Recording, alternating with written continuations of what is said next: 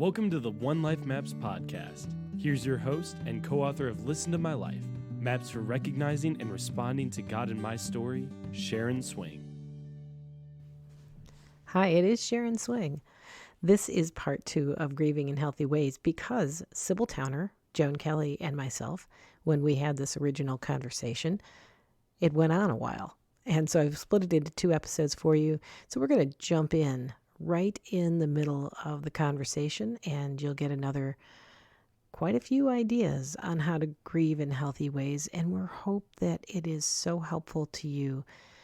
We're praying for those of you who grieve, and most of us have something to grieve. And we need options because somehow or another, most of us are not adept at knowing how to deal with grief when it comes. And it does come.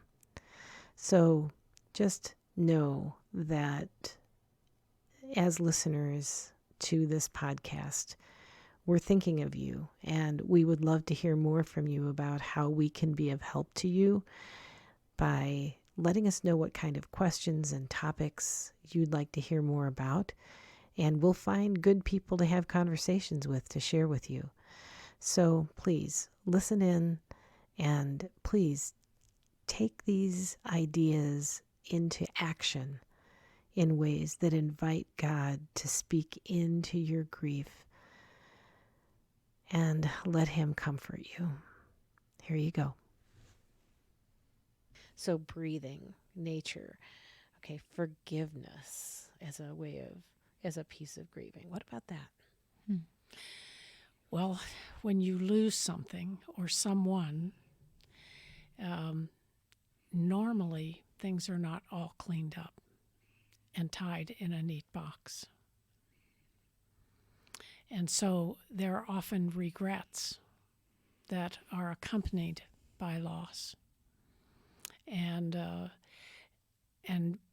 there's no way to rectify them. Right. And so then what do you do? And if you're needing to forgive, you have some kind of case against someone or something. That whether it is someone with an illness that we hadn't found a cure for, and it took them, or a boss who treated someone very poorly and put them out of work in an inappropriate way, or a family that divorced and the children or no children, but there wasn't resolution. So forgiveness, if you take that word and say for, and then leave a dash and say forgiveness, I wonder if I could be for giving another chance.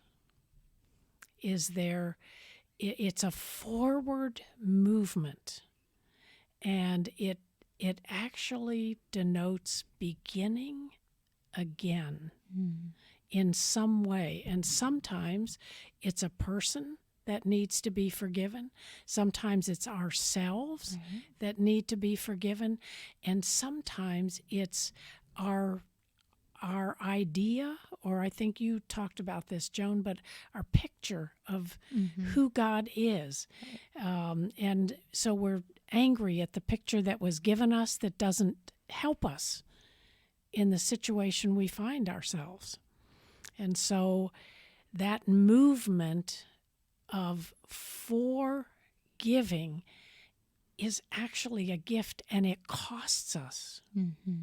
It is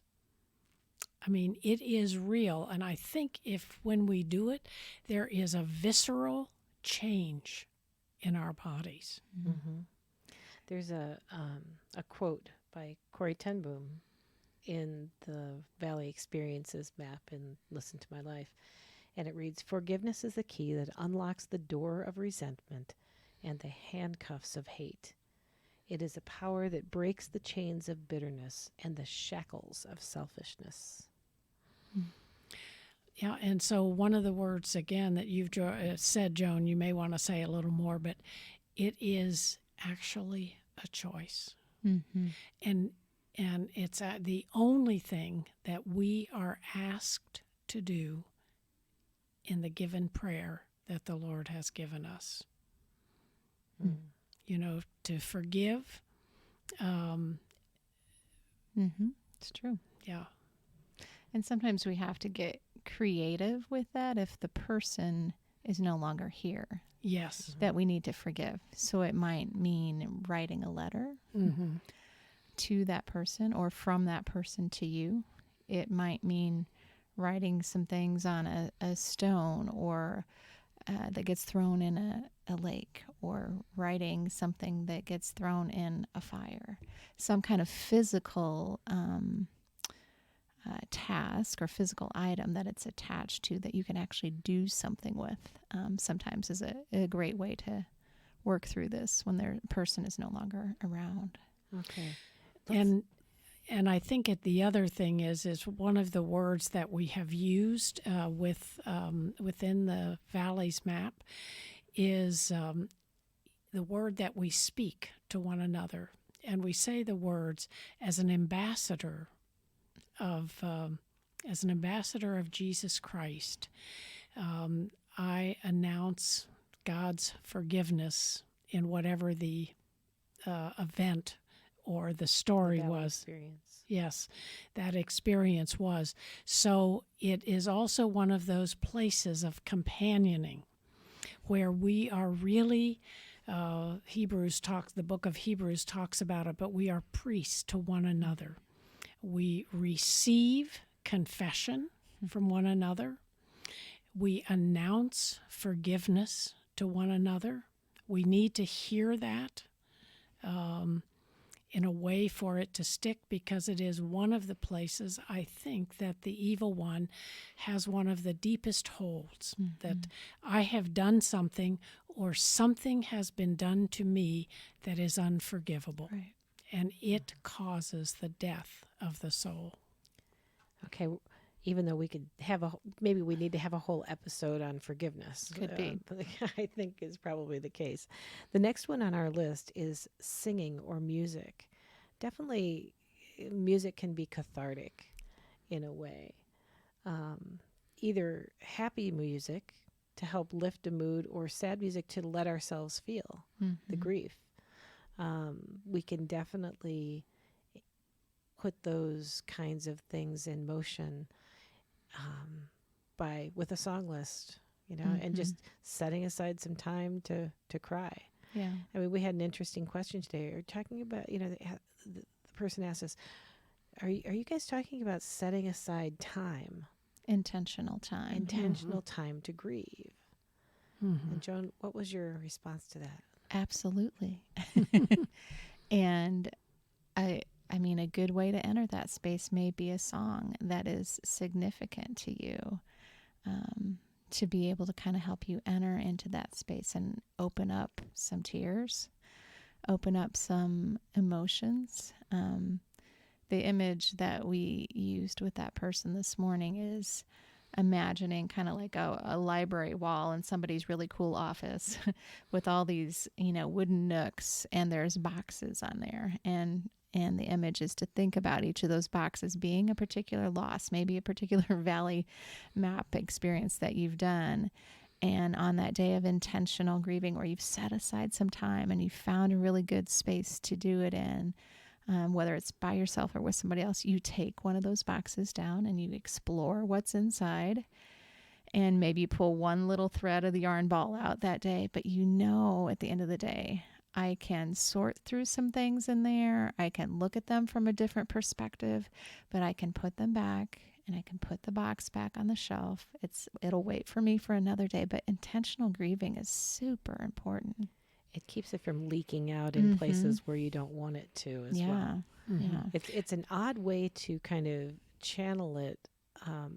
I don't exactly want to say control it, because grief just doesn't work exactly that way, but yet there's stuff that spews out sideways that we don't want to have happen. Yeah. And it's almost like a protection for other people if we go ahead and set aside time to grieve intentionally. So some people, I will suggest, I don't know who told me this, but pre-grieving. So you've got a particular, let's say an anniversary of something coming up. Instead of just spewing all day on everyone around you, is you pick a day prior to that and you say, this is my intentional day to pre-grieve, to get some of this out. Of course, the anniversary day might still be significantly hard, but you've actually created this intentional space ahead of time. And creating the intentional space, then when the spontaneous or unexpected spaces of grief overtake you, you're not so surprised. Yes. They will. They're going to happen. Yes, but you can connect the dots, and that. But if you don't do that, then you're just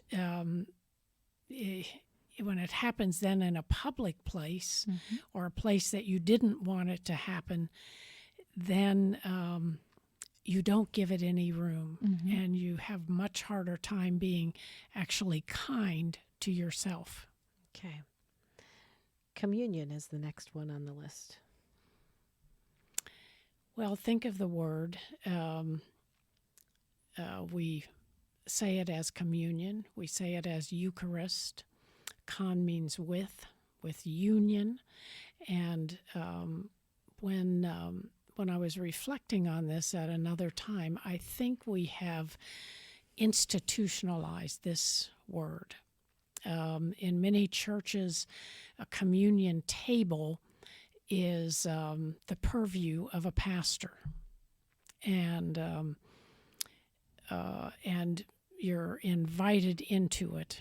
But really, when you think about how communion began, it began around a table, a meal. That's how Passover was done for thousands of years. And then Jesus said those words in a new way around a table. There were no colors of cloth, nothing. But it was an intimate space. And so that aspect of communion and the announcement, this is my body given for you. This is my blood shed for the forgiveness of your sins. I mean, this is, we have lots of theological debates. Is this representative? But when he spoke it, it was him. He was giving himself. So when I come to receive what he has given me, there is I don't even think the word exchange is right, but there is an entering in to the suffering that God knew from before the foundation of the world, and it validates that thing that has just changed and done something to my life that I never hoped for or never expected. And it brings a source of comfort and knowing. And I think, for me, has given me courage to take the next step. Hasn't solved my life, but it gives me courage for the next step.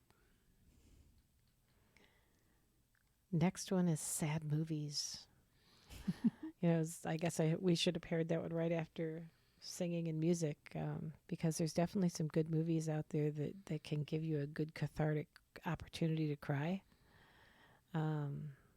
Plenty of good ones, and some of them not, that you want to save them until you're ready to do that. I remember suggesting the movie The Way, about a father grieving the loss of his son, and it was like, don't move into this one without being advised that it has to come with a warning label in some ways, but yet a beautiful story of a man traveling through grief.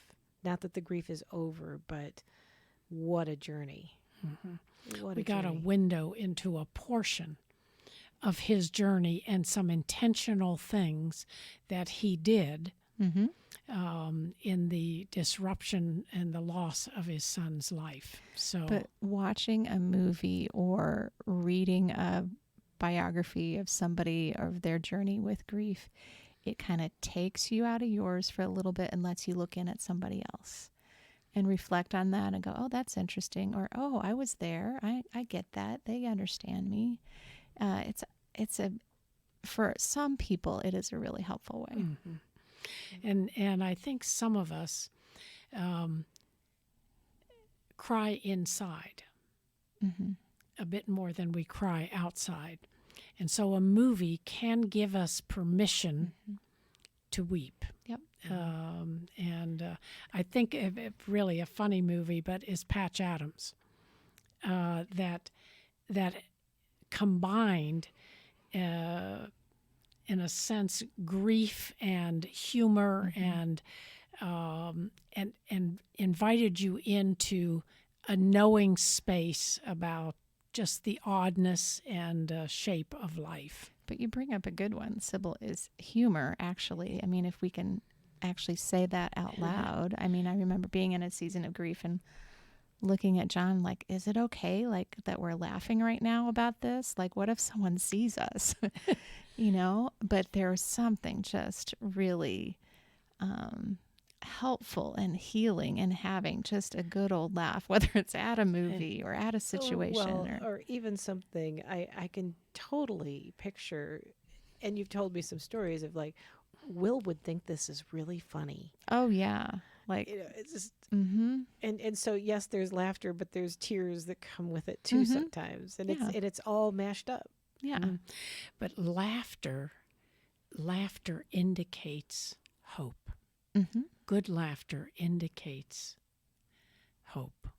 And so we need to be able, even in the hardest place, to laugh. I mean, yeah, look at our family. We did a memorial water balloon fight for 10 years. So that should be added to the list of I guess we should. I doubt that would be on anybody else's list.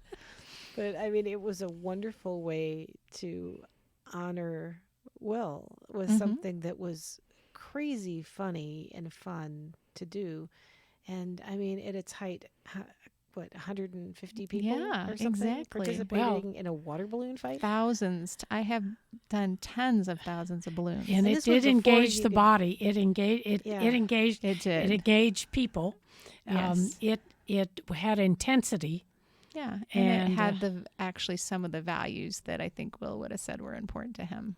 You know, community and fun and being together and not taking life quite so seriously. Please not. Yeah. Right. And so, it's sometimes in the midst of those things, there is just this aspect of, oh, I remember something happening and thinking, oh, my grandpa would think that was hysterical. And then you kind of have to wonder, is he laughing with me in the midst of this, you know? Or at me. Or at me in this, you know, what's like, anyway. So, sad movies, happy movies, write out your prayers is the next one on the list. That seems pretty self-explanatory. Yeah. But there's something about documenting them, any form of journaling in the midst of this that just it gives you an opportunity to have a place that holds your precious emotions. It's a container for it somehow. Yeah. And I think there is a particular kind of prayer that is called a lament that is very appropriate. And there is a line in Psalm 55 that says, in the evening, in the morning, and at noontime, I will complain and lament, and he will hear my prayer. And so in the most honest way, getting out that which you did not hope for, did not want, in an honest way with God, empties you of that bitterness, anger, resentment, disappointment, sadness. I mean, a whole host of emotions, and then creates room for maybe a word of shalom, of comfort, of rest to come forward. And it isn't a one-time do this. It may need to be done many times. Next one on the list is be honest with yourself and others about how you are doing. And I think of our friend Julie who writes a handful of people, maybe 2 handfuls of people, kind of regular updates on how she's doing after the death of her son. And there's something really raw and honest and beautiful about her doing that. And this last one had paragraphs from her last update and kind of updates on her updates, right? So there's this reflecting on what what was happening last time and what's changed. And I think there's so much good about being able to notice. Yeah, and to mark it and name it. I mean, I think about someone like that going back to reread what they wrote last month and go, oh, that's interesting. That has shifted, or that hasn't changed, or it's like putting the Ebenezer stone down, right? And just kind of marking your path and being able to go back. Right. But in this case, she's writing to other people as well. So it's all of those benefits of journaling. Yeah. But then there's also this thing that invites response. Yes. And you use the word, or have used the word accountability. So I think of Julie, and I'm trusting she'll listen to this, but Julie comes as is. Yep. That was that honest. That's one of the reasons we love her. Yes, as is, and this is where I am. And so now we're invited to respond back as is. No advice, no fixing, but a reflecting back to what we've heard and being present with her. Okay. So after that is recognizing shaming self-talk and give yourself grace to be as you are. I think Jerry Sitzer had a place of shaming self-talk that that fits here, and we might not think of it as that. He went over and over and over in his mind in replaying the car accident that his family was in that took 3 members of his family. And in playing it over, he kept saying, why didn't I stay 5 more minutes at this place? Why didn't I go slower here? Or why didn't I do this? And it just sent him down to a place of self-condemnation and blaming that he really got some help in stopping that trajectory, which took him absolutely nowhere. It took him to not just darkness, but it took him to a pit. So things like guilt, I think, play in here a lot, and regret, of things that you wished were different. Right. And resentment is in that pile as well. Pile. That's a good word for it. That mess of a pile. And I've mentioned this before, but there's a definition of resentment that resentment and regret are demands that the past be different. And when you think about the crazy making aspect of demanding that the past be different, like any of us could go back and change the past. All we can do is come as we are in the here and now and decide how we want to live forward. We can't live it in reverse. Can't do it. It's impossible. And so to release ourselves to the what is so hard, but really the only way to stay sane. Flat out, that is the only way to stay sane. You can't undo what's been done. It's a good thing to remember to live forward, because remembering that what we do living forward has ripple effects too, right? So last one, ask for what you need. That one's hard to do. It's hard to do when you're not grieving, and it's hard to do when you are grieving, because oftentimes you don't know what you need. That's why that is an awesome skill to develop in the ordinary parts of life and practice that with other people. but being able to ask for, I just need prayer. Mm-hmm. I just need you to listen. Learning how to put some boundaries around relationships. And just being honest. A friend of mine that I'm a part of an organization with her, and so a lot of people knew about the loss of her husband. And she spoke at a meeting when we were gathered together as a community about just a part of the journey. And then she said, "Here is what I need. I need for you not to ask me how I am. I need a hug. I will take any hugs you have to give." And so those were two specific things that for her were going to be helpful in that community setting. And they would be different for somebody else. So Absolutely. recognizing that, and it's a tricky walk to walk with somebody else in that. But yeah, asking them what would be helpful. So is it a better question to ask, what do you need, than it is, how are you? Oh, absolutely.